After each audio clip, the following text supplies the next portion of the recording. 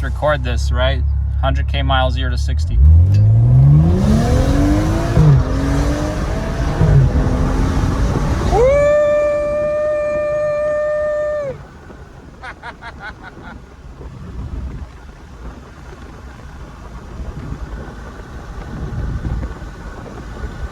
Congrats, Beamer. 100. Happy Tuesday, everyone. Welcome to the Novichenko Whips YouTube channel. Today, I'm taking you on another drive with me to work, to the day job, with a quick review, or maybe another review and further conversations about the F30 335i. Let's get situated here and head out.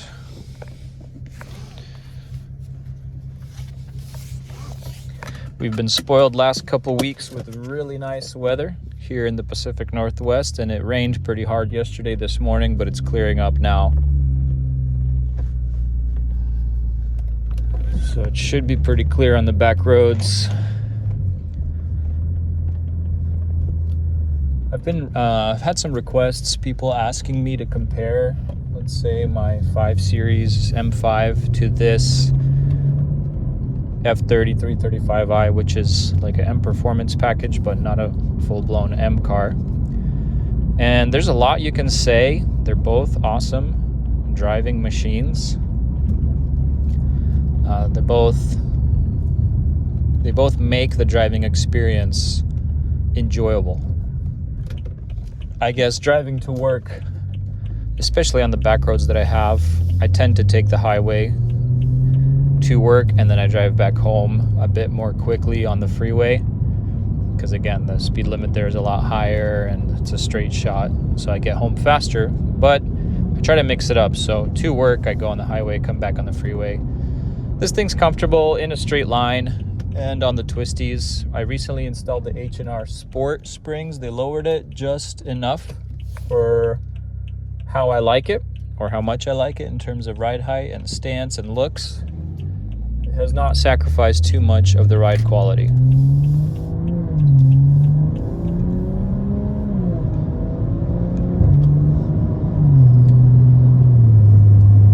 I have put a muffler on the car. It was straight pipe formerly and very droney. You probably still hear some drone, and I definitely hear it as well when I'm cruising under 2,000 RPM. I have a resonator laying around at home. I need to get it welded in, hopefully improve some of that droniness under light load and cruising, because it's not the most fun. Yeah, I can blast the music or whatever I'm listening to, but still, the resonance can get to you after 30-40 minutes of driving. I guess let's speak more comparison-wise. Oh, funny comment. You see my Uniden here that I've acquired, or my wife has gifted me for a recent Father's Day gift. I guess cars that I've owned before, I've never felt like I needed a radar detector, but the Beamers are just so easy to go, I guess, quickly in without noticing, where you kind of need that thing sometimes to give you the little slow down, buddy. Because again, it's not that I'm driving more dangerously because I own these cars, although, right, everyone makes fun of BMW drivers or doesn't like BMW drivers until they buy a BMW and then they become one of those drivers. I think it's just how much confidence the car gives you and how safe you feel and how great it handles and drives that you just want to enjoy it. And it's easy to drive comfortably at somewhat higher speeds. Overall, the car gets good gas mileage. So here, let's reset, because I know I've been ripping around, or my wife's been driving around town yesterday in stop and go. What you saw me do there is hit the BC button, but pretty much it's in the MHD tuning software. I have 4 tune slots set up. I'm currently on the 4th slot, which is technically set up for 93 octane gas and some like higher burbles in sport mode. The other 3 slots are for 91 octane gas. The way here in Washington we have 92 at the pump, the way I'm, I guess, achieving slightly higher octane is mixing like a gallon of E85 into my tank. I am excited soon to do videos about going like with an E20 or E30 blend. I forget which one MHD provides as an off-the-shelf tune. I know you can do it and kind of trust the mixture by just using a E85 calculator and estimating the ethanol content at the pumps. The smarter way is to buy an actual ethanol sensor and plumbing it in under the hood in line with your fuel, and then on an app, I think it's called the Fuel It app, or you can use other means of monitoring your actual ethanol content. Again, usually at the pump it's an E70, not a true E85, so if you use that number, you can put in, a little extra E into the tank and you'll be just fine.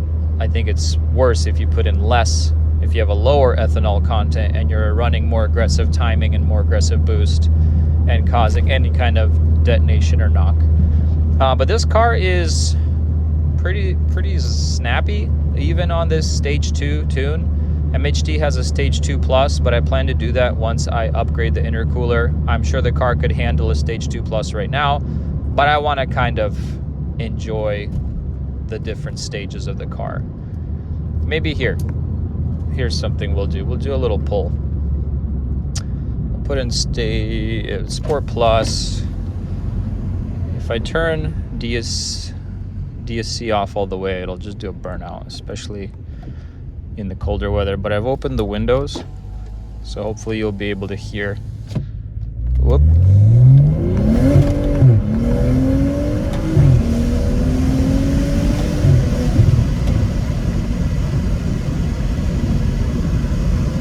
It's not extremely loud, but it sounds good. It's interesting with this exhaust, for how droney it is, that it quiets down when you get on boost. But I know the turbo cars, they have the turbo as a restriction in the exhaust, and so the exhaust is not as extremely loud. But it sounds fine. You get to enjoy the full experience. The tires on this car, I think from the previous owner, they're mismatched front and back. But I do have Pilot Sport 4S's either on the front or the back, but it grips well. You really have to try to break it loose in first gear, even with, let's say, the rated 400 something horsepower. There's no limited slip diff, but you can break it free, like in the cold or wet weather.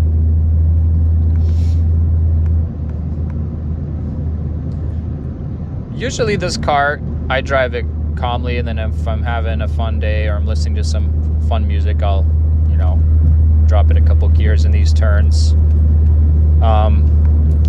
In comparison to the M5, this is a way friendlier daily. I prefer this to daily because it's so much lighter. It feels lighter, feels smaller. A couple days ago, I drove the new F90 5 Series, and it felt smaller to me than the F10 M5 that I have, which is interesting, right? I guess BMW, over time, can make your car feel more compact, or at least easier to gauge its dimensions and size. I'm sure the newer models are not lighter in any way than the former models. This car is optioned interestingly. It has like the head-up display. It has like a heated steering wheel, power seats, other things, but then it does not have the power adjusting steering wheel. Does not have backup camera. So I guess it has the M Performance package, probably something like another sport package. I don't know. I'm not too well versed in those, but it probably doesn't have some kind of luxury or technology package, which includes backup sensors and camera. That's funny to me, but whatever. I'm not too picky about that. I mostly enjoy the car for the performance and the driving experience, and then parking wise, I just try to be careful backing it up into anywhere or parking it somewhere. I guess another good gauge is my wife likes to drive it as well. After the first time she drove it, she said it's zippy. She likes the brakes compared to our truck, which is super heavy. these brakes are way more sensitive in a good way. You tap the brake and you feel the car slow down.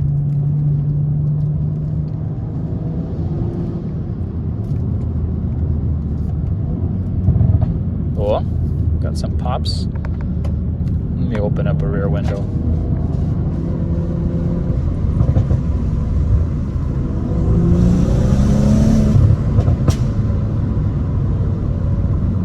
Get that snare drum going. Ba-da-bop.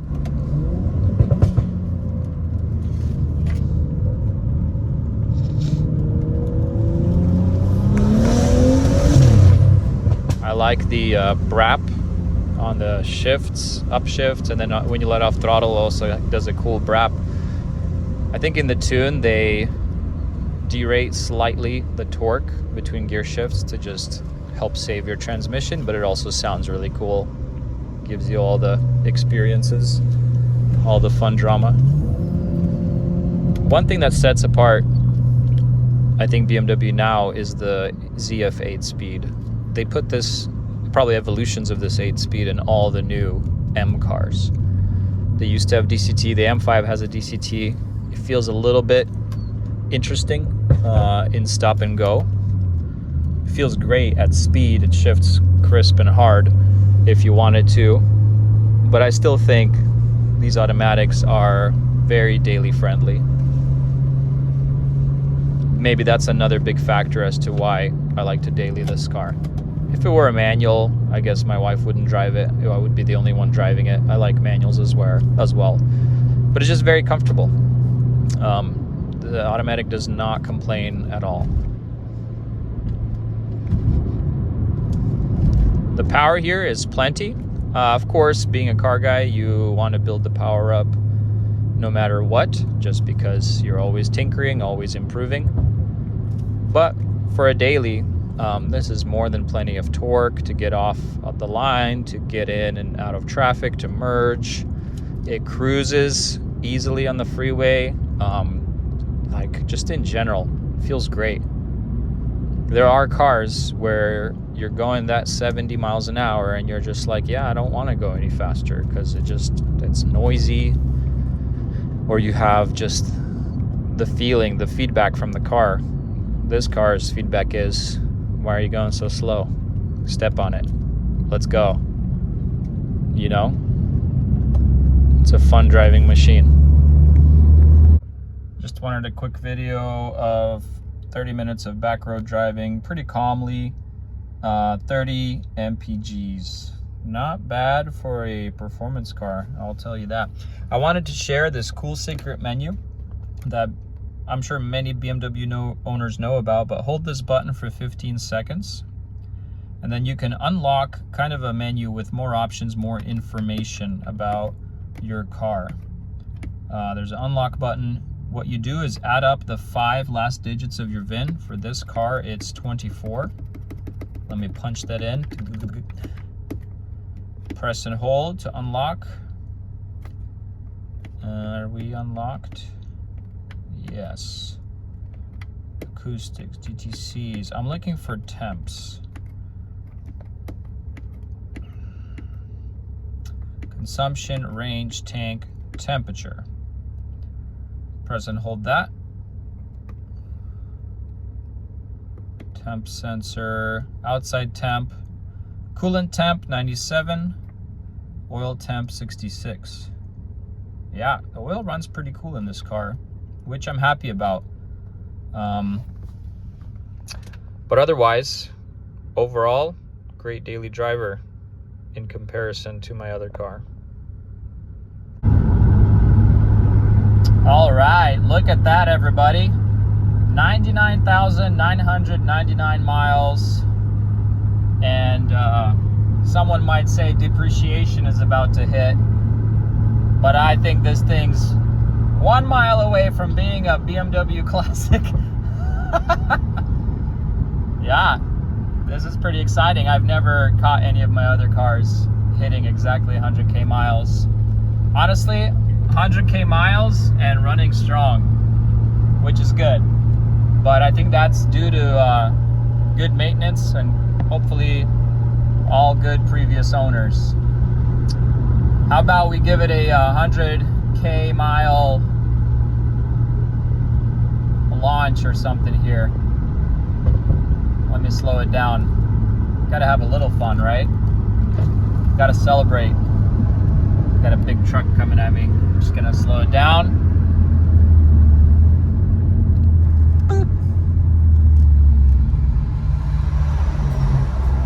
All right, let's record this, right? 100K miles, 0 to 60.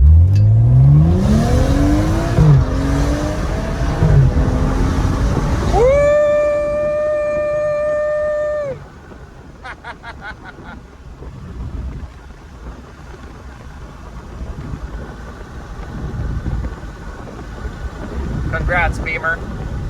100.